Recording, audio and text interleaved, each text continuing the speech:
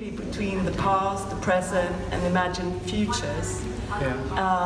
How did you get to the point of working with time or delving into the past or reimagine? Where did that first sort of drive to actually start working in this way come? Do you know, was it already at art school, or can you say something about that? Yeah, it was, thank you all for coming. It was, I guess it was after I finished university. And of course, one of the biggest things that probably happened was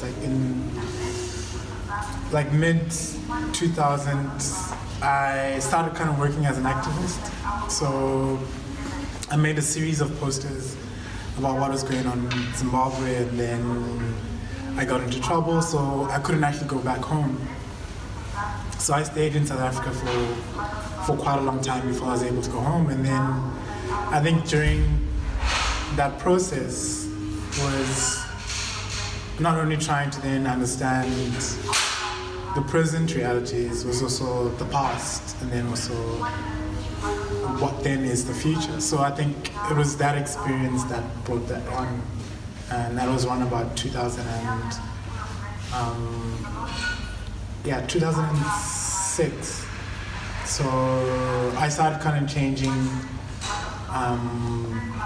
my work process. So I started looking at archives a lot more, started looking at personal relationships, so questioning my grandparents, questioning my mother, my father, my uncles, and what their experiences were. So it started then to inform quite a lot of what I was then doing and what I'm doing now. Yeah. And you refer to, I think, a portrait of Mugabe that you made that got you in trouble. So just so that the audience can understand what happened there, what was it that actually was problematic at the time? Oh, it was, I think at the time there were quite a lot of land invasions that were taking place. And then there were also quite a lot of political violence at the time as a result of it. So I made this series of posters that I gave to friends or people who were interested in them, and then they would wallpaper them all over Joburg at the time. And then there was also a big show that went with it, and then got quite a lot of media attention. So this kind of raised the eyebrows of the Zimbabwean government, and then I later found out that if I traveled back, I would have been arrested because it violated one of the laws that they had passed, that you can't use the president's image in a derogatory manner. So I then decided to stay in South Africa and continue to work from there. I guess also the creative freedoms in South Africa are a lot better than the creative freedoms.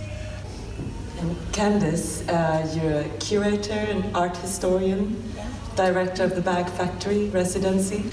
Candize, perhaps I know that you've been involved in the productions also. Could you explain a bit about what kind of scene is this coming from for the audience here that I know are young artists and art devotees? Well, the context in South Africa, which is where Kudzanai lived for a long time and where most of the works are produced, conversations around race, especially because it's such an important foundation on which South Africa came to be built and segregated, and it still very much is segregated according to your race. And we're having a movement of youth consciousness in South Africa, which I hope will eventually spill over into Zimbabwe, where young people are not happy with the progress that the country has made in 24 years. And they want to see much stronger, much further changes to the dynamics of race in universities, in work, and especially in gender. And I think this is one of the first times that you've got black women who are saying that they're not happy with the status quo and they want it to change. So this is what you see a lot of in Kudzanai's work, is these very strong black female figures who are taking a leadership position. I'm curious if, so we have, music has a strong thread in the video works and in the musical archive. Can you speak a bit about that? Well, I think music plays an important role. I think part of our integral senses, our primary senses, is audio. With music, it creates memory, but then it also creates personal memory. And this personal memory becomes an important foundation of how our lived experiences are translated. So whether it's a specific sound or specific song that you relate to on a personal level, I think then can communicate or has its own particular language.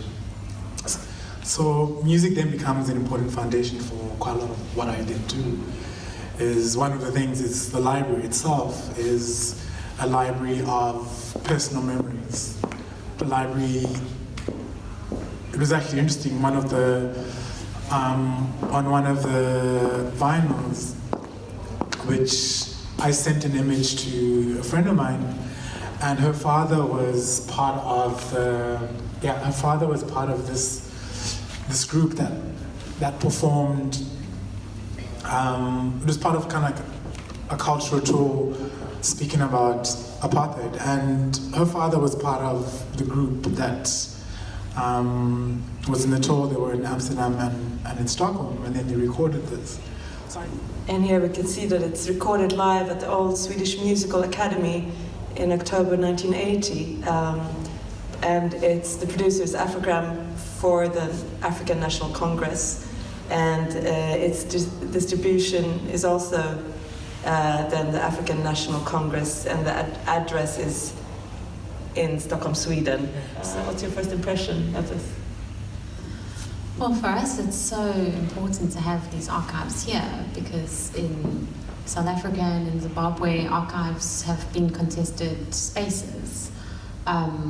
The archives that I was researching for the show in the Western Cape, they're trying very hard to open up the archives and to make it available, especially to artists to work with, because historians tend to tell a very particular story depending on who holds power. An artist can dig through those stories and those angles to tell something different. And in your research, you're also almost going around Zim. You're using other archives in other nations to connect to your ancestry and your past. Yeah, it's been really interesting how when one holds an archive, the kind of narrative that can come out of it can be politicized. So one of the things I've been doing is actually going around the entire system, is finding archives outside of Zimbabwe that can fill in the gaps. So these other archives offer an interesting proposition, because the missing details in the material that I've kind of come across in Zimbabwe, I can then find at the Nordic Africa Institute. So I've managed to, while I was there, there were actually some information I'd been looking for quite some time, and it's the first time I was able to see the full details of what happened, and that was pretty exciting. And what will then come out of it is what I'm then kind of planning going forward. But, yeah. At times your works have been, I know that they can be provocative for some. I've noticed both from peers on the continent, that at times they felt that your works were almost giving Westerners the desired image of Africa, of poverty, of violence, of corruption. Yet the images are so complex. I think today when I'm walking around in this show, I see a lot of hope actually and strength in the images. And so you do, there is something that really sort of grinds on the eye and the nerves of people in your works. I know that's maybe more for the curator to deal with, but is this something that you've heard before, what I say? I think the series that we don't have in this show is the one probably Revelations. Oh, Revelations. Yeah, so Revelations was a series of photographs that really depicted the corruption, the absurdity, the violence of the African nation state. And I think that's probably the one that you received the most criticism for. These two series, I would say, they're like a mature version of Kudzanai. So that early series was done in 2011.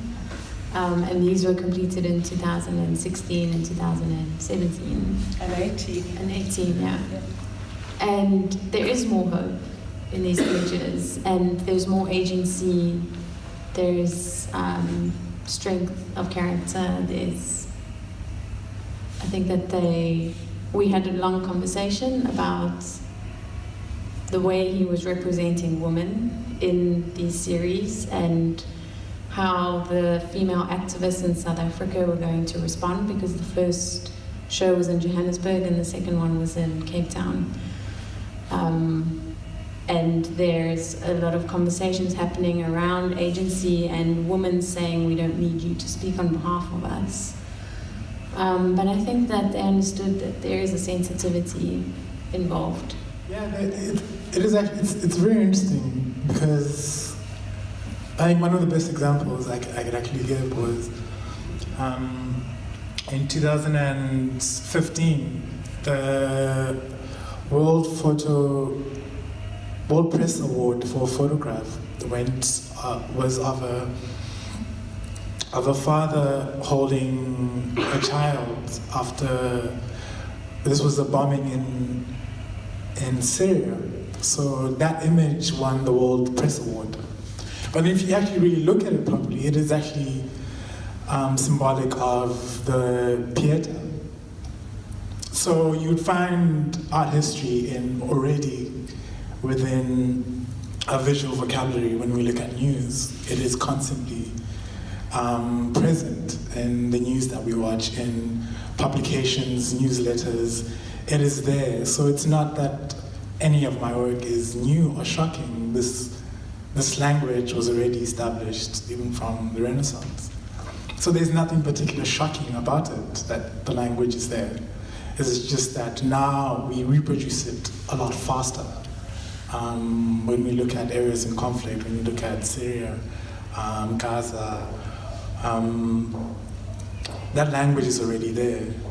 So for me, because quite a lot of what I've done is use quite a lot of art history references.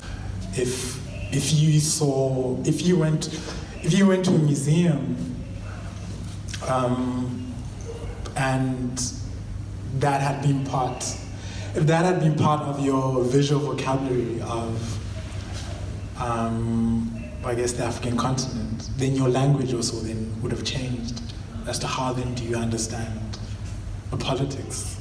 So for me, my first experience of going to a museum was I wasn't able to see myself in a museum. I wasn't able to see myself in some of the Renaissance paintings. So this becomes a way of inverting that language and saying, oh, I can be in a museum. I can be part of that language, but then it's also how then do we extend and broaden that language for everyone else. Maybe we start with an early work that, I mean, Christianity can be traced in many of your works, but perhaps we go back and discuss early works where you start to deal with the church. And one of the first works I then made was the Last Supper, which was almost political theatre. I think of the Last Supper as political drama. I think it was. So I then set it in a way that it represented political conflict between everyone within the image. I think one of the last chapters in the videos kind of demonstrates that the presence of politics within religion has always been there. When I do make the work, I make it with a sense of hope, but then sometimes I'm not sure if any change is actually possible. But I'm curious, from all this material, having gone through the archives, having done all this research, what is your process like to actually find the core of the work, or is it that you already know what you're looking for and it comes together that way? Could you speak just shortly about the process of all this gathering actually becoming a work? Sometimes I actually don't know what I'm looking for, and I tend to kind of fall upon it in the process. So if I start researching a particular subject, I don't look at making one work as the only work. It's that one work can evolve into several other works years later. So I always look at it as making one continuous work over a lifetime. So I never really separate. So some of the videos that I've made are an evolution from the first one, or I was trying to answer questions from the first video, or I didn't answer those questions in the third video, so I make a fourth one, and then if I don't find that particular answer, or if I don't get that particular resolution, then I make a fifth one and a seventh one. So it's continuous. It's almost like it's like asking a question, but then over a lifetime, I'm unable to find the answer. So you just keep asking more questions, and then hopefully at my deathbed, I'll have the answer. And then there'll be no more work to make.